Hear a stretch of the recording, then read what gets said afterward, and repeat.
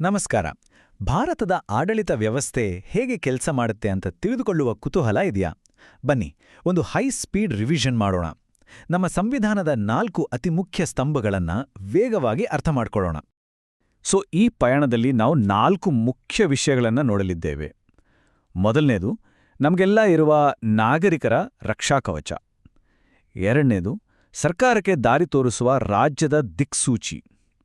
ಆಮೇಲೆ ನಮ್ಮ ದೇಶದ ಸಾಂವಿಧಾನಿಕ ಮುಖ್ಯಸ್ಥರು ಯಾರು, ಅವರ ಕೆಲಸ ಏನು ಅಂತ.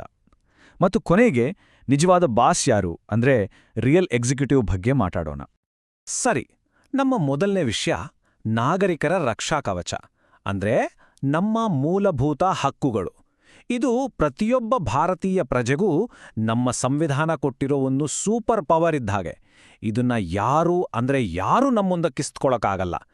ಹಾಗಾದ್ರೆ ಈ ಮೂಲಭೂತ ಹಕ್ಕುಗಳು ಅಂದ್ರೆ ಏನು? ತುಂಬಾ ಸರಳ. ಇವು ನಮ್ಮೆಲ್ಲರಿಗೂ ಸಂವಿಧಾನ ಕೊಟ್ಟಿರುವ ಬೇಸಿಕ್ ಹಕ್ಕುಗಳು. ಅಂದ್ರೆ ನಮ್ಮ ಸ್ವಾತಂತ್ರ್ಯ, ನಮ್ಮ ಘನತೆ, ಇದನ್ನೆಲ್ಲ ಕಾನೂನುಬದ್ಧವಾಗಿ ಪ್ರೊಟೆಕ್ಟ್ ಮಾಡೋ ಗ್ಯಾರಂಟಿಗಳು.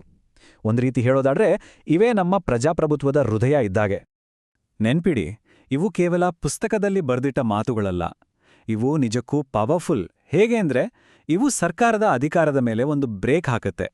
ಇಲ್ಲಿವರೆಗೂ ಮಾತ್ರ ನಿಮ್ಮ ಅಧಿಕಾರ, ಇದಕ್ಕಿಂತ ಮುಂದೆ ಬರೋ ಹಾಗಿಲ್ಲ ಅಂತ ಹೇಳುತ್ತೆ. ಪ್ರತಿಯೊಬ್ಬ ವ್ಯಕ್ತಿಯ ಬೆಳವಣಿಗೆಗೆ ಇವು ಬೇಕೇ ಬೇಕು.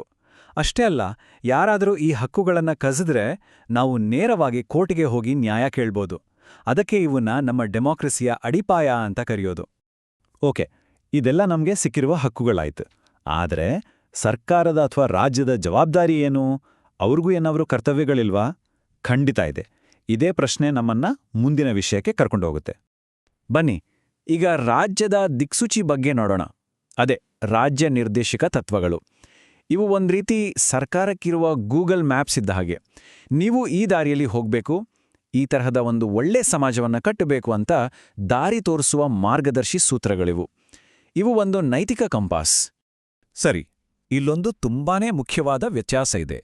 ಮೂಲಭೂತ ಹಕ್ಕುಗಳು ಅಂದ್ರೆ ಫಂಡಮೆಂಟಲ್ ರೈಟ್ಸ್ ಜಸ್ಟಿಷಿಯಬಲ್, ಅಂದ್ರೆ ಅವುಗಳ ಉಲ್ಲಂಘನೆ ಆದರೆ ನಾವು ಕೋರ್ಟ್ಗೆ ಹೋಗಬಹುದು. ಆದರೆ ಈ ನಿರ್ದೇಶಕ ತತ್ವಗಳು ನಾನ್ ಜಸ್ಟಿಷಿಯಬಲ್, ಅಂದ್ರೆ ಇವುಗಳನ್ನ ಜಾರಿಗೊಳಿಸಿ ಅಂತ ಕೋರ್ಟ್ನಲ್ಲಿ ಕೇಳೋಕ್ಕಾಗಲ್ಲ. ಹಕ್ಕುಗಳು ನೆಗೆಟಿವ್, ಅಂದ್ರೆ ಸರ್ಕಾರ ಹೀಗೆ ಮಾಡಬಾರ್ದು ಅಂತ ಹೇಳುತ್ತೆ. ತತ್ವಗಳು ಪಾಸಿಟಿವ್, ಸರ್ಕಾರ ಹೀಗೆ ಮಾಡಬೇಕು ಅಂತ ಹೇಳುತ್ತೆ. ಒಂದು ವ್ಯಕ್ತಿಯ ರಕ್ಷಣೆ, ಇನ್ನೊಂದು ದೇಶದ ಗುರಿ. ಹಾಗಾದ್ರೆ ಇದರ ಒಟ್ಟು ಸಾರಾಂಶ ಏನು? ನಿರ್ದೇಶಕ ತತ್ವಗಳು ಅನ್ನೋದು ನಮ್ಮ ದೇಶದ ದೊಡ್ಡ ಕನಸುಗಳು, ನಮ್ಮ ದೇಶ ಹೇಗಿರಬೇಕು ಅನ್ನೋ ಆದರ್ಶಗಳು. ಕಾನೂನು ಮಾಡುವಾಗ ಸರ್ಕಾರ ಈ ಆದರ್ಶಗಳನ್ನ ಮನಸ್ಸಲ್ಲಿಟ್ಕೊಂಡು ಮಾಡಬೇಕು. ಒಂದು ರೀತಿ ಇವು ನಮ್ಮ ದೇಶದ ಭವಿಷ್ಯದ ಬ್ಲೂಪ್ರಿಂಟ್. ಸರಿ, ಹಕ್ಕುಗಳು ಆಯ್ತು, ತತ್ವಗಳು ಆಯ್ತು. ಈಗ ನಮ್ಮ ಆಡಳಿತದ ಮುಖ್ಯಸ್ಥರ ಕಡೆಗೆ ಬರೋಣ. ನಮ್ಮ ಲಿಸ್ಟ್ನಲ್ಲಿ 3ನೇವರು ಭಾರತದ ರಾಷ್ಟ್ರಪತಿ. ಇವರು ನಮ್ಮ ದೇಶದ ಸಾಂವಿಧಾನಿಕ ಮುಖ್ಯಸ್ಥರು, ಅಂದ್ರೆ ಸೆರೆಮೋನಿಯಲ್ ಹೆಡ್. ರಾಷ್ಟ್ರದ ಏಕತೆಯನ್ನ ಪ್ರತಿನಿಧಿಸುವ ಒಂದು ಅತ್ಯುನ್ನತ ಹುದ್ದೆ. ರಾಷ್ಟ್ರಪತಿಯವರ ಪವರ್ಸ್ ಏನು ಕೇಳಿದ್ರೆ ದೊಡ್ಡ ಲಿಸ್ಟೇ ಇದೆ. ಇವರೇ ನಮ್ಮ 3 ಸೇನೆಗಳ ಸುಪ್ರೀಂ ಕಮಾಂಡರ್. ದೇಶದ ಪ್ರಮುಖ ಹುದ್ದೆಗಳಿಗೆ ಅಂದ್ರೆ ಪ್ರಧಾನಮಂತ್ರಿ, ಸುಪ್ರೀಂ ಕೋರ್ಟ್ ಜಡ್ಜ್ಗಳು, ಹೀಗೆ ಎಲ್ಲರನ್ನೂ ನೇಮಕ ಮಾಡೋದು ಇವರೇ. ಕ್ಷಮಾದಾನ ನೀಡುವ ಅಧಿಕಾರ ಕೂಡ ಇವರಿಗಿದೆ. ಸರ್ಕಾರದ ಎಲ್ಲ ಕೆಲಸಗಳು ನಡೆಯೋದು ರಾಷ್ಟ್ರಪತಿಯವರ ಹೆಸರಿನಲ್ಲೇ. ಇವರನ್ನ ಆಯ್ಕೆ ಮಾಡೋದು ಹೇಗೆ? ನೀವು ನೇರವಾಗಿ ವೋಟ್ ಹಾಕಿ ರಾಷ್ಟ್ರಪತಿಯವರನ್ನ ಆರಿಸೋಲ್ಲ. ಬದಲಿಗೆ ನಾವು ಆಯ್ಕೆ ಮಾಡಿದ ಎಂಪಿಗಳು ಮತ್ತು ಎಂಎಲ್ಎಗಳು ಸೇರಿ ಒಂದು ಎಲೆಕ್ಟೋರಲ್ ಕಾಲೇಜ್ ಮೂಲಕ ಪರೋಕ್ಷವಾಗಿ ಇವರನ್ನ ಆಯ್ಕೆ ಮಾಡ್ತಾರೆ. ಇದೊಂದು ಇಂಡೈರೆಕ್ಟ್ ಎಲೆಕ್ಷನ್. ಹಾಗಾದ್ರೆ ರಾಷ್ಟ್ರಪತಿಯವರು ದೇಶದ ಮುಖ್ಯಸ್ಥರಾದ್ರೆ ದೇಶವನ್ನ ನಿಜವಾದಿ ನಡೆಸೋರು ಯಾರು? ನಿಜವಾದ ಎಕ್ಸಿಕ್ಯೂಟಿವ್ ಪವರ್ ಯಾರ ಕೈಯಲ್ಲಿದೆ? ಈ ಪ್ರಶ್ನೆ ನಮ್ಮನ್ನ ನಮ್ಮ 4ನೇ ಮತ್ತು ಕೊನೆಯ ಟಾಪಿಕ್ಗೆ ಕರ್ಕೊಂಡೋಗುತ್ತೆ. ಬಂದೇ ಬಿಟ್ವಿ ನೋಡಿ ನಮ್ಮ ದೇಶದ ನಿಜವಾದ ಪವರ್ ಸೆಂಟರ್ಗೆ. ಅವರೇ ಭಾರತದ ಪ್ರಧಾನಮಂತ್ರಿ.